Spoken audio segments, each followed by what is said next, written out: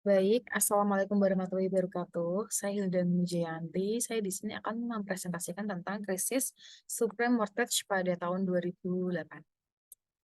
Yang pertama ini adalah definisinya.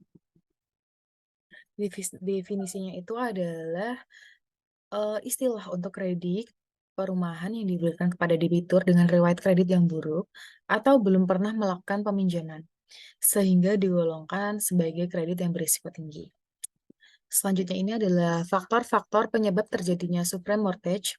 Yang pertama ini adalah adanya praktik pengemasan subprime mortgage ke dalam bentuk sekuritas lain dan diperdagangkan secara global. Pemberian pinjaman hipotek kepada orang-orang dengan kredit yang buruk atau tanpa kemampuan membayar, yaitu adalah subprime borrowers. Praktik-praktik perbankan yang berisiko tinggi seperti pembuatan hipotek variabel, suku bunga yang meningkat secara tiba-tiba, serta pembuatan derivatif kompleks yang sulit dipahami oleh banyak pihak. Kurangnya pengawasan dan regulasi dalam industri keuangan. Krisis subprime mortgage memicu krisis keuangan global yang melibatkan keruntuhan lembaga keuangan besar dan dampak ekonomi yang meluas. Selanjutnya ini adalah latar belakang kemunculan produk subprime mortgage, yaitu dilihat oleh atau dilatar belakangi oleh cita-cita pemerintah Amerika Serikat untuk memperluas akses kepemilikan properti bagi seluruh penduduk, terutama mereka yang selama ini termarginalisasi dalam hal perumahan, berubah menjadi bumerang bagi perekonomian negara adidaya tersebut. Kredit perumahan subprime mortgage yang membidik pangsa pasar dengan resiko gagal bayar tinggi tentunya akan menerapkan tingkat suku bunga yang tinggi pula sebagai penyeimbang dari resiko tadi. Yang selanjutnya ini adalah pengaruh krisis subprime mortgage terhadap Asia Tenggara. Asia Tenggara terbebas dari awal krisis karena institusi keuangan di kawasan ini tidak banyak memiliki instrumen keuangan yang bermasalah dibandingkan dengan institusi keuangan di Amerika Serikat dan Eropa. Yang terasa adalah turun drastisnya tingkat permintaan dari mitra perdagangan di negara-negara maju. Contohnya pada puncak resesi di tahun 2009, satu tahun setelahnya itu, beberapa negara di kawasan mengalami tingkat pertumbuhan negatif atau menurun. Thailand itu -2,2%, Kamboja itu -2%, Malaysia itu -1,7%, di Singapura itu ada -1,3%, dan Brunei itu -1,2%. Selanjutnya ini adalah pengaruh krisis subprime mortgage terhadap Indonesia. Yang pertama ini adalah dampak langsung dari krisis keuangan ini bagi Indonesia adalah kerugian beberapa perusahaan di Indonesia yang berinvestasi di institusi-institusi keuangan yang ada di Amerika Serikat. Perusahaan keuangan ataupun non-bank yang mengalokasikan dana pada sumber pendapatan alternatif melalui pembelian saham atau obligasi pada instrumen keuangan asing seperti Citigroup atau UBS, Merrill Lynch, Morgan Stanley, Lehman Brothers, Fannie Mae, Freddie MHC, dan lain-lainnya. Sedangkan dampak tidak langsung dari krisis adalah turunnya likuiditas, melonjaknya tingkat suku bunga, turunnya harga komoditas, melemahnya nilai tukar rupiah, dan melemahnya pertumbuhan sumber dana. Demikian juga menurunnya tingkat kepercayaan konsumen, investor, dan pasar terhadap berbagai institusi keuangan yang menyebabkan melemahnya pasar modal. Di sini selanjutnya adalah kondisi perekonomian Indonesia saat krisis eh, tersebut pada tahun 2008. Ini adalah gejolak perekonomian yang semula diakibatkan oleh krisis ekonomi di Amerika Serikat, juga kemudian berimbas ke seluruh dunia. Jadi ini imbasnya itu bukan di Amerika Serikat aja ya, namun itu sampai di seluruh dunia juga. Tingkat konsumerisme yang tinggi, sebagian besar masyarakat Amerika Serikat melebihi batas kemampuan pendapatan di mana masyarakat cenderung cenderung itu menggunakan hutang sebagai penopang utama dalam memenuhi kebutuhan sehari-hari seperti penggunaan kartu kredit untuk belanja, kebutuhan primer, sekunder, maupun tersier. Sebagai contohnya itu adalah penggunaan kartu kredit untuk perumahan yang berimbas kepada ketidakmampuan lembaga keuangan memberi kredit atau kehilangan likuiditas untuk membayar karena piutang perusahaan kepada kreditur perumahan telah digadaikan ke lembaga pemberi pinjaman. Hal tersebut mengakibatkan bursa saham di Wall Street tak berdaya. Banyak perusahaan besar seperti Lehman Brothers dan Goldman Sachs. Akibat ini, krisis tersebut daya beli masyarakat Amerika Serikat itu menurun. Yang selama ini dikenal sebagai konsumen terbesar atas produk-produk dari seluruh dunia, tiba-tiba menurun. Menurunnya daya beli masyarakat membuat tingkat volume impor menurun drastis, yang tentunya juga mempengaruhi volume ekspor di negara-negara pemasok. Pemasok penyediaan produk yang dibutuhkan oleh industri di Amerika Serikat. Tentunya ini yang mengalami kerugian itu bukan hanya dari Amerika Serikat, namun dari berbagai negara yang terhubung dari Amerika Serikat. Oke.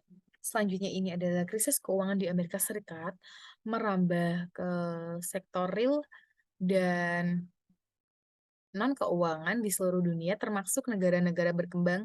Indonesia sebagai salah satu negara berkembang juga turut mengalami dampak dalam perekonomian yang terlihat dari berbagai indikator, di antaranya adalah harga saham merosot tajam. Di bursa BEI, nilai tukar rupiah melemah terhadap dolar US yang sudah menembus angka psikologis. Sekitar perbankan mengalami kesulitan likuiditas. Bahkan pemerintah sulit mencari pinjaman di pasar keuangan. Ini menurut Sugima pada tahun 2008. Dampak lanjutan dari krisis keuangan terjadinya perlambatan perekonomian yang dirasakan oleh masyarakat di antaranya itu pemutusan hubungan kerja atau PHK dalam aktivitas perusahaan. Hal tersebut diambil sebagai bentuk kebijakan perusahaan akibat kondisi perekonomian yang lesu, yang menurun. Setidaknya sampai tahun 2009, pemerintah menyatakan ada sekitar 57.000 tenaga kerja yang di PHK akibat dari imbas krisis ekonomi pada tahun 2008 sampai 2009. Itu adalah Republika 24 Juni 2009. Di samping itu, menurut Shino, pada tahun 2008, ini ada, sebentar.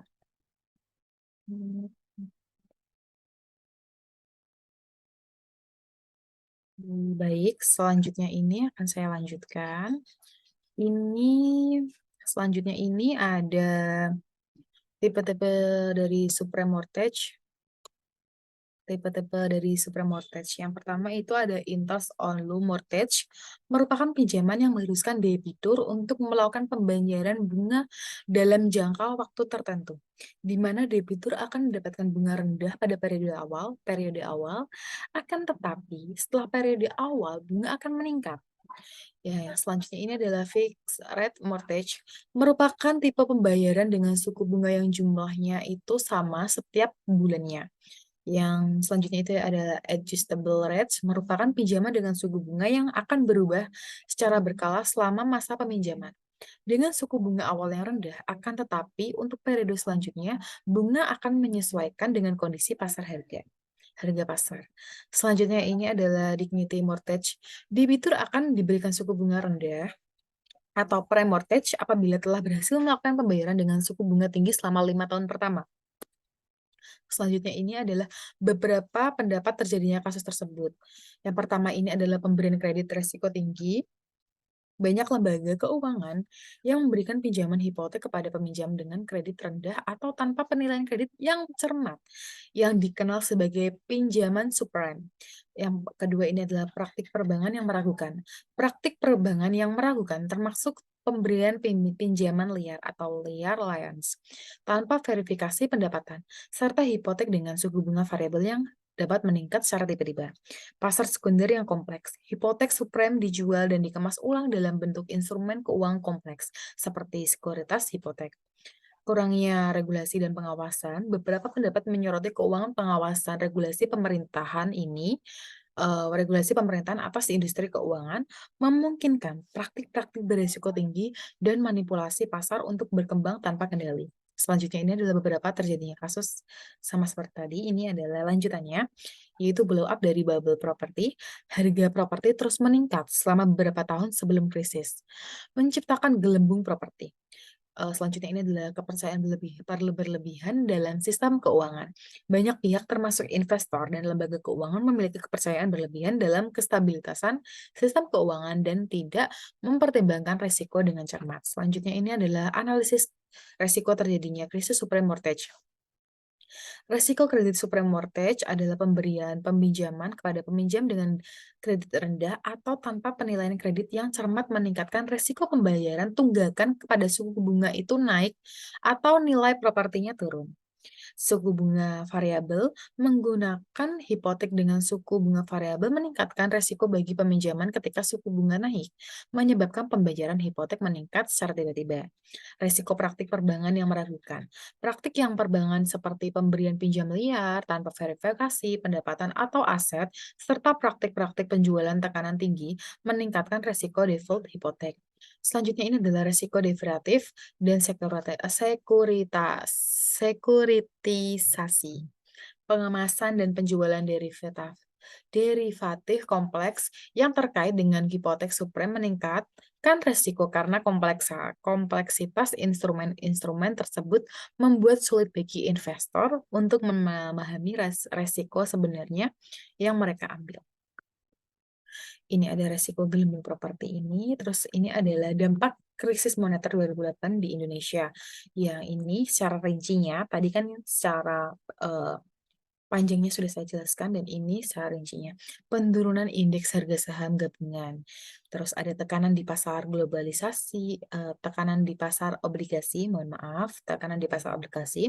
Krisis moneter 2008 menyebabkan kinerja pasar obligasi melemah dan mencapai puncaknya pada bulan Oktober dengan harga rata-rata terkoreksi hingga 27,4%. Yang selanjutnya ini adalah krisis likuiditas pada perbankan.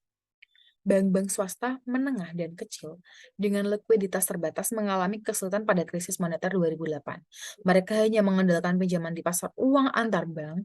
Keadaan likuiditas yang ketat membuatnya sulit, sedangkan bank besar memilih menjaga likuiditasnya. Berikut ini adalah kesimpulannya atau akhir dari presentasi ini. Kesimpulan berbagai faktor yang menyebabkan terjadinya krisis ekonomi, baik itu dari faktor eksternal maupun dari faktor internal di Indonesia. Indonesia memiliki banyak keberuntungan dari resesi ini sehingga efek dari resesi global ini tidak terlalu besar dibandingkan dengan emerging market lainnya. Karena Indonesia tidak perlu menggantungkan ekonomi di pangsa ekspor. Kedua sektor perbankan maupun sektor finansial tidak terlalu mengalami dampak yang seberat negara lainnya. Ketiga bursa yang mengalami penurunan tidak terlalu tidak terlalu berpengaruh maupun dampak. Oke, kedua sektor perbankan maupun tidak mengalami dampak seberat lainnya. Pada ekonomi Indonesia karena pelaku pasar saham hanyalah 0,5% dari penduduk Indonesia dan terakhir Indonesia dapat dikatakan sebagai self-sustainability ekonomi karena potensi pasar domestiknya yang sangat besar. Sangat besar sehingga walaupun pasar luar negeri itu lemah, namun pasar domestiknya sudah sangat besar. Akan tetapi meskipun Indonesia memegang keberuntungan di atas, imbas krisis global tersebut pada pengangguran dan kemiskinan tidak dapat sepenuhnya dihindari. Selanjutnya adalah gambaran dari tragedi krisis pada tahun 2008. Atau MBS pada 19 cukup membosankan. Hingga di suatu hari, Louis Ranieri, pejabat Salomon Brothers, memperkenalkan Mortgage-Based Security atau MBS pada 1970-an. Saat itu juga, Louis Ranieri merubah wajah perbankan melalui MBS. MBS atau Mortgage-Based Security adalah tipe investasi yang dijamin oleh pembayaran mortgage atau hipotek bulanan pemilik rumah. Ini adalah tipe investasi asset-backed security. Agar lebih familiar, mari kita demonstrasikan bagaimana cara kerja MBS. Pertama, Pak Reno menginginkan sebuah rumah. Kemudian ia menghubungi makelar untuk membeli rumah. Makelar pun menghubungi bank dan bank mengevaluasi Pak Reno apakah dia mempunyai historis kredit yang bagus. Dalam artian, Pak Reno mesti punya penghasilan tinggi dengan pekerjaan yang stabil. Setelah itu, jika Pak Reno dianggap pantas, maka bank akan meminta down payment atau DP kepada Pak Reno dan bank memberi pinjaman kepada Pak Reno dan Pak Reno pun membeli rumah. Bank kemudian menerbitkan mortgage atau hipotek kepada Pak Reno yang mesti dibayar setiap bulan dengan bunga yang ditentukan. Bank kemudian mengumpulkan mortgage sebanyak-banyaknya atau bundle hingga menjadi kumpulan mortgage dan menawarkannya ke bank investasi. Bank investasi membeli kumpulan mortgage dari bank komersial dan mengumpulkannya ke dalam sebuah produk yang bernama MBS. Mereka mengumpulkan MBS lebih banyak dengan membeli kumpulan mortgage dari bank komersial. Bank investasi kemudian menawarkan MBS ke investor. Investor membeli MBS dan mendapatkan keuntungan dari bayaran pokok dan bunga pemilik mortgage atau pemilik rumah. MBS pun menjadi sangat populer di kalangan investor dan perbankan karena sangat stabil dan menguntungkan. Investor pun meminta lebih banyak MBS kepada bank. Bank pun mengiyakan dan akan menciptakan lebih banyak MBS. Namun, permintaan yang meningkat tidak sebanding dengan stok mortgage yang minim di pasaran karena hampir semua keluarga menengah Amerika Serikat sudah memiliki rumah. Artinya, hampir tidak ada lagi yang mau beli rumah dan itu berarti jumlah mortgage sangat sedikit yang otomatis membuat stok MBS menjadi nyaris tidak ada. Pada periode itu, penjualan rumah stagnan dan bank mulai kehabisan ide. Namun di satu sisi mereka cukup rakus akan uang. Akhirnya bank pun menemukan ide. Pada akhir tahun 90-an, mereka mengeluarkan produk bernama subprime mortgage. Mortgage yang dapat dimiliki oleh orang dengan kemampuan finansial rendah untuk memiliki sebuah rumah. Cara kerja subprime mortgage sama dengan mortgage biasa atau prime mortgage, hanya terdapat beberapa perbedaan. Pertama, Pak Heri ingin memiliki sebuah rumah, tetapi penghasilannya sangat rendah. Makelar pun mendatangi Pak Heri dan menawarkan mortgage. Makelar kemudian menghubungi bank dan bank menyetujui walau Pak Heri memiliki penghasilan rendah dan tidak ada kerja tetap. Bank pun menerbitkan subprime mortgage dengan kriteria tanpa down payment dan dengan adjustable rate mortgage. Yang pada 2 tahun pertama bisa saja bunganya sangat rendah, namun di tahun berikutnya bisa meroket tajam.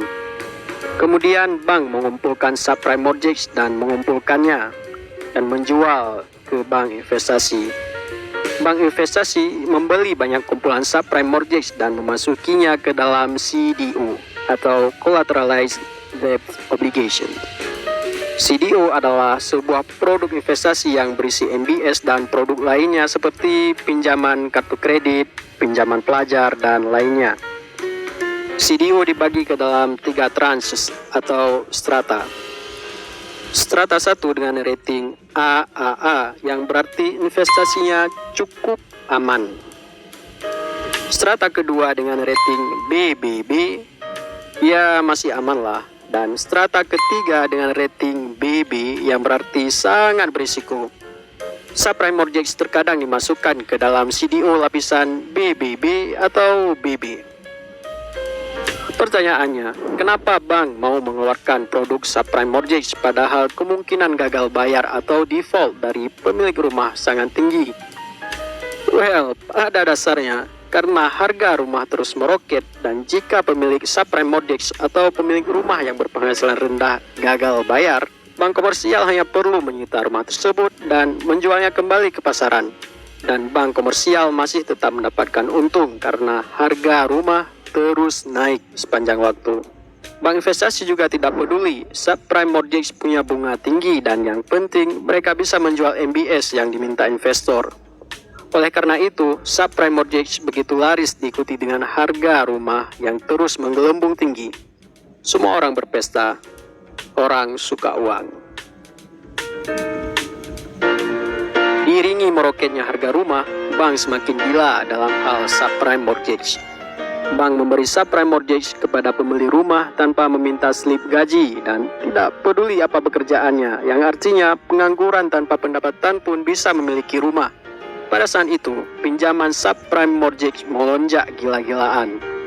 Dan lebih parahnya lagi, subprime mortgage yang berada di tranche atau strata BB dengan skor FICO buruk yang tidak berhasil dijual oleh bank investasi kepada investor karena sangat berisiko dan dianggap investasi sampah, alih-alih membuang, mereka malah memoles kembali subprime mortgage yang tidak laku dan memasukkannya kembali ke dalam tranche BBB atau AAA. Lah, pertanyaannya, kok bisa? Jawabannya, mereka membayar perusahaan kredit rating seperti S&P, Moody, Fitch, dan lain-lain untuk memberi rating bagus atas produk investasi sampah mereka. Tidak ada yang menyadari. Kegilaan ini pun dinikmati selama beberapa tahun. Saat orang dengan subprime mortgage mulai gagal bayar atau default, bank menyita rumah dan menjual kembali ke pasaran. Bank masih untung. Namun ternyata gagal bayar meluas di beberapa wilayah Amerika Serikat. Tapi The Fed dan pihak lainnya mengatakan kalau itu sifatnya regional dan sementara. Di kondisi ini, beberapa orang melihat ini sebagai bom waktu yang akan meledak. Orang-orang itu akhirnya bertaruh melawan pasar perumahan Amerika Serikat melalui Credit Default Swap atau CDS. Mereka yang memprediksi pasar perumahan Amerika Serikat akan runtuh tak lama lagi, kemudian mendatangi perusahaan asuransi dan menawarkan untuk mengasuransikan obligasi mortgage mereka. Perusahaan asuransi dengan senang hati menerima tawaran tersebut karena tidak mungkin pasar perumahan Amerika jatuh, dan mereka pun membuat produk asuransi bernama Credit Default Swap atau CDS. CDS bekerja layaknya asuransi. Pihak pengaju CDS wajib membayar premi rutin kepada perusahaan asuransi dan perusahaan asuransi wajib membayar ganti rugi kalau pasar perumahan Amerika Serikat jatuh. Namun berbeda dengan asuransi pada umumnya, CDS tidak diregulasi sehingga perusahaan asuransi tidak punya dana cadangan untuk membayar klaim jika pasar perumahan Amerika jatuh. Perusahaan asuransi mengeluarkan CDS gila-gilaan pada saat itu. Di sini, harga rumah masih stabil dan perusahaan asuransi bergabung dalam pesta yang siap untuk berakhir. Foreclosure rate makin naik karena orang-orang mulai gagal bayar dan rumah mereka disita. Awalnya tidak terlalu bermasalah hingga pada tahun 2008 foreclosure rate mencapai angka tertinggi dan banyak sekali orang dengan subprime mortgage gagal bayar dalam waktu bersamaan. Jutaan rumah disita oleh bank. Bank pun menjual rumah dengan jumlah sangat tinggi ke pasaran, sementara permintaan sangat rendah. Di sini hukum ekonomi mengambil peran. Gelembung perumahan pun pecah. Harga rumah terjun bebas. Pemilik mortgage biasa atau prime mortgage pun meninggalkan pembayaran mortgage mereka karena nilai rumah berada jauh di bawah nilai mortgage yang harus mereka bayar. Kondisi semakin parah. Bank sangat panik. Mereka tidak tahu kemana harus menjual rumah sebanyak itu. Bank investasi kesulitan menjual MBS dan CDO karena harga yang ikut jatuh. Bank-bank besar pun mulai dinyatakan bangkrut. Dan secara resmi, pasar perumahan Amerika Serikat runtuh. Di lain sisi, pemilik kredit default swap mengklaim asuransi mereka atas jatuhnya pasar perumahan Amerika Serikat senilai ratusan miliar US dollar. Namun perusahaan asuransi tak punya uang cadangan untuk membayar klaim tersebut. Secara resmi, bom waktu telah meledak dan sistem finansial Amerika Serikat macet dan membeku. Dunia pun ikut kecipratan krisis. Pemerintah pun memutuskan membailout perusahaan asuransi raksasa AIG senilai 180 miliar US dollar untuk membayar klaim CDS yang tak sanggup mereka bayar. Pemerintah Amerika Serikat total mengeluarkan dana bailout senilai 700 miliar US dollar melalui program TARP, Troubled Assets Relief Program untuk membeli aset bermasalah dan sumber uang itu berasal dari pajak rakyat Amerika Serikat. Menurut mereka, perusahaan tersebut terlalu besar untuk gagal atau too big to fail, sehingga harus diselamatkan agar tidak memberi efek lebih buruk.